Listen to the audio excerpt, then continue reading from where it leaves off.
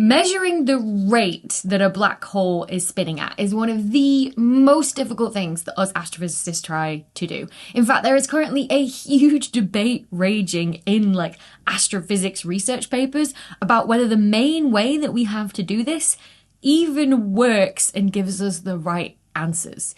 And you might be thinking, well, why do we even care about a black hole's spin? But the black hole spin can actually tell us so much about the history of the black hole and what the black hole has been through and how it's grown. So I got very excited this month when this paper was published, led by one of my Oxford colleagues, Andy Mummery. And this should give us a way of putting a number on a black hole's spin. And they did this by looking at the regions closest to a black hole, what's called the plunging regions inside the innermost stable circular orbit around the black hole. Now, this work got picked up by the press a lot with the classic headline of Einstein proven right, just to draw people in. So you might have seen this already. But I think the press coverage missed a lot of the motivation of why people were even looking at these plunging regions around black holes, and then the cool implications this has for us being able to measure black hole spin.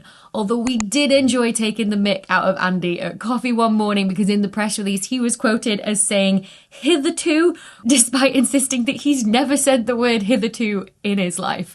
So in this video, we're going to chat first about what the innermost stable circular orbit, or ISCO, is around a black hole.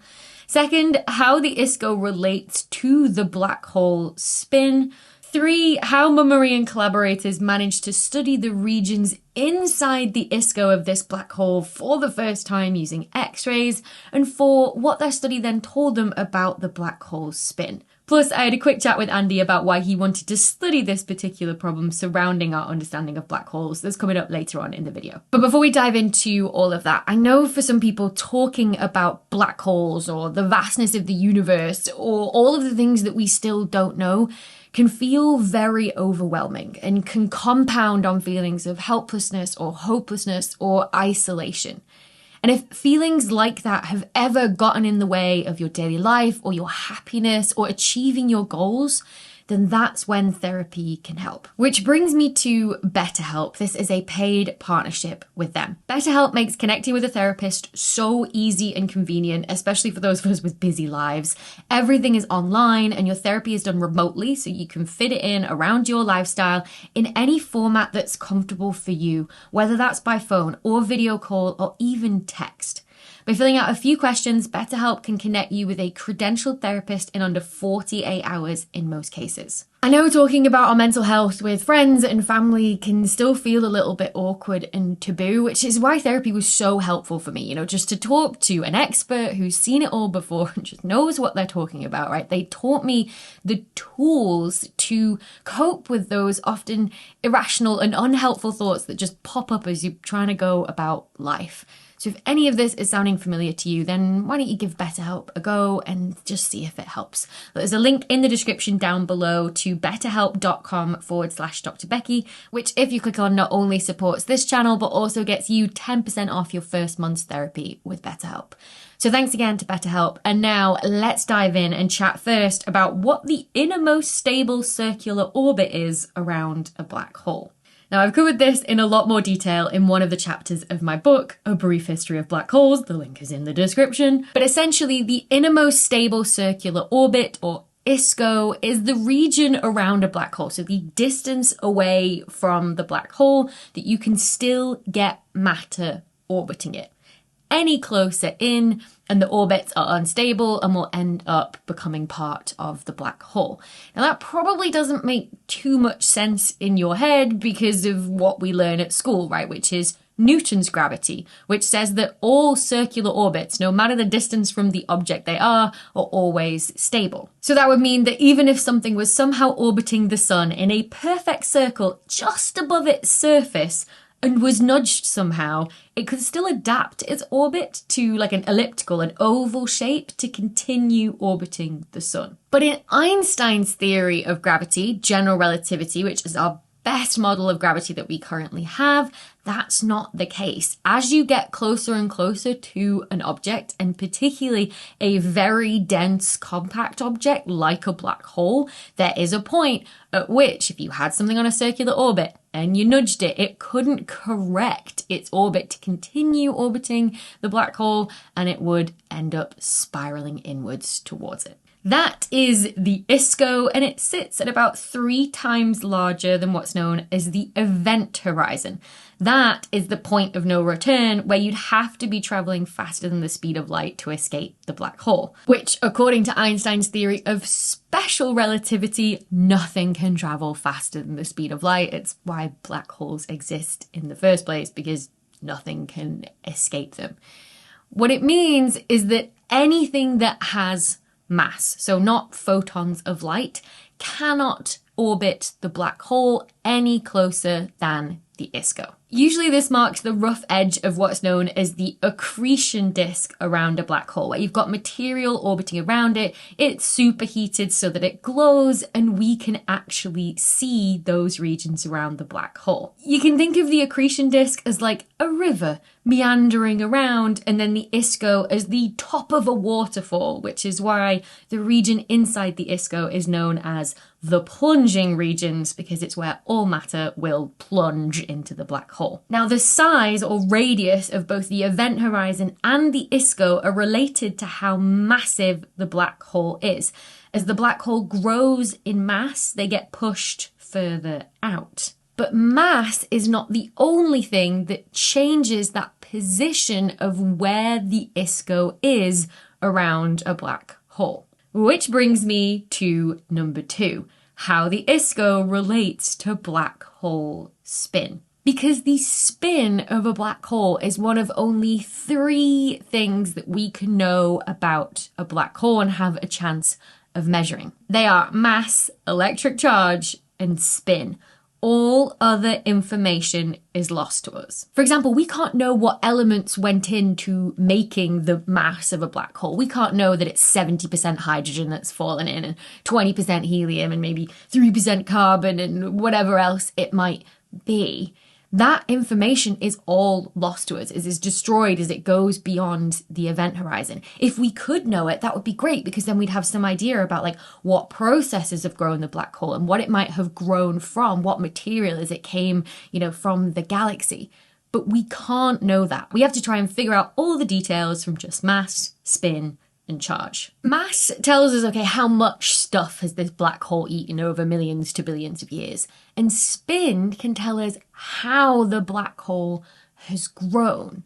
So a higher spin black hole means that all the material that grew it must have been coming from the exact same direction. Kind of like spinning a globe so that it gets faster and faster and faster. You're doing that motion from the same direction. For a black hole in our own galaxy, like the Milky Way, that's formed when a star's gone supernova and collapsed down, if that has a high spin, then that means it's probably grown using material from a star in orbit around it, where that material is all coming from the same direction. Or for a supermassive black hole that we find at the centers of galaxies, if they have high spin, it means material probably came from the galaxy disk, again from the same direction. But for a low spin black hole, it means that the material probably came from all different directions, very chaotically. Again, if you picture like getting a globe and then spinning it in lots of different random directions, you're never going to get it like up to any sort of high spin rate. For a supermassive black hole with low spin, it means that the material that grew it probably came from a chaotic process,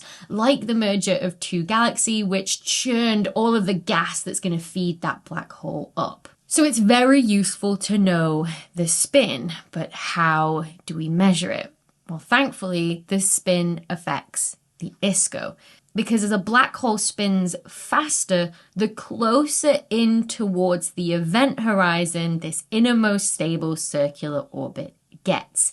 It shrinks the faster the spin and then expands outwards the slower the spin.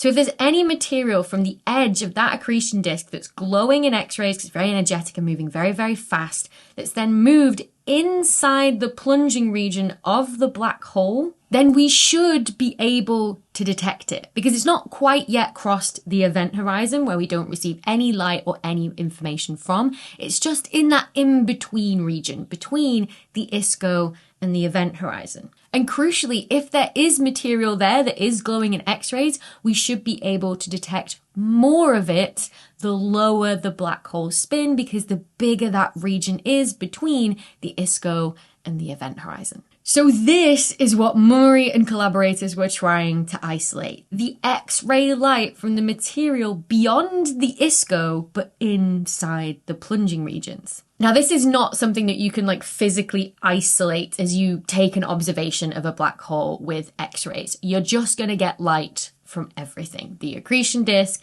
and the plunging regions. But using Einstein's theory of general relativity and Roy Kerr's solution for a spinning black hole, you can run through the maths and model what each of these components would look like in terms of what X-ray light it gives out. So that's what Mummery and collaborators have done for MAXI J1820+070, a black hole about 8 times the mass of the Sun. It's about 10,000 light years away in our own galaxy, the Milky Way. We can see it because there's a star in orbit around it that is currently feeding the accretion disk around that black hole so that it's glowing and we can see it. It was discovered back in 2018 by the Monitor of All Sky X-ray Image, or MAXI X-ray telescope, which has been mounted on the International Space Station since 2009. So since 2018, it's become a fairly well-studied system. We've even seen it throwing off jets from the accretion disk before with the Chandra telescope. But now, Mummery and collaborators have data from NASA's New Star X-ray telescope, specifically a spectrum of the X-ray light. So a spectrum is where you split the light to get a trace of how much light of each wavelength or color or energy that you have. So that's what's shown by the black line there in this plot. So on the x-axis, you've got energy in the X-ray light, and on the y-axis, you've got how much light of that energy or wavelength was detected. Then in the green line there, you've got the amount of light that you expect from the accretion disk if you use a Kerr model of a spinning black hole. Then in the red dashed line is the light from the impact of cutting off the accretion disk at that plunging region, at the ISCO. All of those model components are then added together to give the total model shown in the blue line. Now, it's really hard to see in that panel, when you're just comparing black line and blue line, how good of a fit you actually have here, which is why Mummery and collaborators also plotted in the bottom panel what you get when you divide the observed data by the model prediction. It essentially shows you how different the model is from the data. So if you've got a perfect model, then the ratio should be 1, which is shown by the red solid line there. But you can see how it actually wiggles around in the black one, right? The model isn't a good one here. There's something missing. And that's also reflected in this number here too, known as chi-squared. Essentially, the bigger that number, the worse the fit is. And so that's essentially what's been known for a long time. If you just use that Kerr model, you don't quite fit the X-ray spectrum. So people had this idea that, okay, well, there's obviously some light that we're missing from beyond the innermost stable circular orbit in these plunging regions. They weren't quite sure how to actually account for that. And one way of doing it is to assume that it just emits light in relation to its temperature, which is what's known as a black body spectrum, which is now what's shown here. We've got all the same components as before, but we've got an extra component from this yellow dashed line, which is this black body radiation, which is just a very generic way of adding this light from the plunging regions in. And you can see in the bottom panel that this ratio has got much better, and then the chi-squared has dropped from over 1,100 to around 350, which is a massive improvement. But that's sort of a bit of an ad hoc way of doing it, right? It's like cobbled together. It's not like you've really understood the physics of what's going on in those regions. So what Mummery and collaborators did was properly model the light from beyond the innermost stable circular orbit, but in the actual Kerr model of the whole accretion disk. So now it's included in the green dashed line. And you can again see the fit has been massively improved with a chi-squared of around 350. So this much better fit to the data was taken as observational evidence for the existence of these plunging regions beyond the innermost stable circular orbit, as Einstein's theory of general relativity predicts should be there, which is what all of the press led with. But let's not stop there, because finally let's talk about what this study also tells us about the black hole's spin. Well, once Mummery and collaborators had their best fit model to explain that X-ray data that they had, they could then play around with the black hole spin in the model and see how that changed their fit. Specifically, that goodness of fit indicator chi-squared. And so that's what's plotted here. You've got spin of the black hole on the x-axis, and it's been normalized, right? So that a number of 1 means the black hole is spinning at its absolute maximum that's possible, and a value of 0 is like, okay, it's now spinning at the absolute minimum that is possible. And hopefully what you can see here is that beyond a spin of about a half, that fit just gets exponentially worse. And that's because as you change the spin, then the accretion disk gets bigger, right? Because that ISCO shrinks. And so the plunging regions between the ISCO and the event horizon also shrink. And so you can't get the same sort of light output from the model to actually fit the data in that scenario. And that's why the fit gets so much worse. Now, below a spin of about 0.4, the differences are so slight that Mummery and collaborators unfortunately can't make any statistically meaningful statements about whether the spin is, say, 0.4 versus 0.2. All they can say is that they're 99% certain that the spin of this black hole is below 0.52. The next step will be starting to do this for a lot more black holes where we already have X-ray data for, and then we can compare those results to other methods that try and give you the black hole spin to see if we're getting some agreement between different methods. And if we do, then this method could be a very powerful way of studying black holes. But don't just take it from me. I figured since I see Andy every week, I should just go find him in his office and ask him why he decided to study this specific piece of the black hole puzzle. So if you want to learn about a black hole, you want to look as close as you can to the outer edge. That's where the strongest signatures of I guess, general relativity are. And so the closer you can get, the more in principle you can learn. Yeah, and you describe yourself as sort of self-described as a theorist, right? So to get at this sort of very close regions, you had to pick up data, I guess, for the first time. Or it was the first time, but what was that like as sort of working with both the theory side and the data side to do this? Yeah, so I mean, this is where, having collaborators is really important. So I couldn't have done this, on my own. You have to find people to work with who really know what they're doing. So, Andy over in Cambridge is an expert in these sorts of things. But I think it's really exciting. I mean, you spend years, months to years working on these models, and it's just sort of you and a pen and paper or a close set of collaborators. And then to see it out there, it's really exciting. I mean, not just because it wasn't a waste of time, but also because, to actually put these ideas to the test is really exciting. And how did you have the idea to look at this? Because this has been a problem for a while, right? Yeah, so I mean, it's been something we've, as a field, as a community, been arguing about for a very long time. So even from the very first papers in the 1970s. But I think there was a big revamp in the early 2000s through to 2010 about people arguing about this, but we didn't have the data then. So, theory progresses at some times and then data progresses at other times, and this was just a sort of time when things came together. What do you think is the most interesting result from this paper? I think just having seen it at all is or confirmed that we definitely did see it. So, until you have a model that can really, you can switch on and off this region and say, okay, it's clearly there, you can always suspect that maybe something else was going on, I think. So seeing one is really exciting because it's many, many more than zero. In this case, it's strong field gravity, it's really exciting. I think going forward, we can learn about black hole spins this way because you need the black hole to be spinning quite slowly to see this region. And so, I think going forward, lots of people, including yourself, are very interested in how fast black holes are spinning. And so I think that's probably, from a pure science perspective, rather than just personal excitement, that's probably the most exciting result. And then, I think most scientific papers, you answer one question, right? And then they raise 10, 20 more questions. So what do you think is next for this work?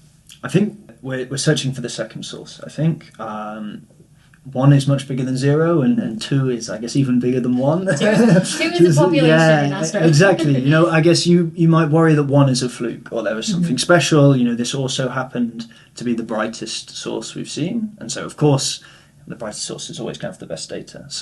But you could worry that there's something special. So a second source would be really exciting, and then I think there's about 100 X-ray black hole X-ray binaries we know of. Now you can't do the science with every one, but maybe 20. So how many of the 20 can you see this region? That might tell you on average how many are low spin, how many are high spin, and these would really, I think lots of people would be interested in these sorts of questions.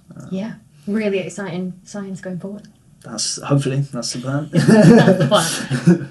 That was Dr. Andy Mummery, a Leverhulme Pearls Fellow here at the University of Oxford. A big thanks to Andy for chatting to me for this video, and hopefully now that you've seen a chat between 2 astrophysicists who study black holes for a living, you too will be convinced that black holes are simply the best part of astrophysics. This ain't ISCO. This ain't Event Horizon. So plunge your material down, down, down, down. So this is what Mummy and collaborators, sorry Andy, Mummery, I knew that was going to happen at some point. There is a siren outside, so I will wait. Is that, no. The code's failed running while I've been filming. I was like, I'll set it going and then I can just sit and film while it does stuff. You said I should eat so many lemons, because I am so bitter. Great, I think I'm done. Now time to go fix my code.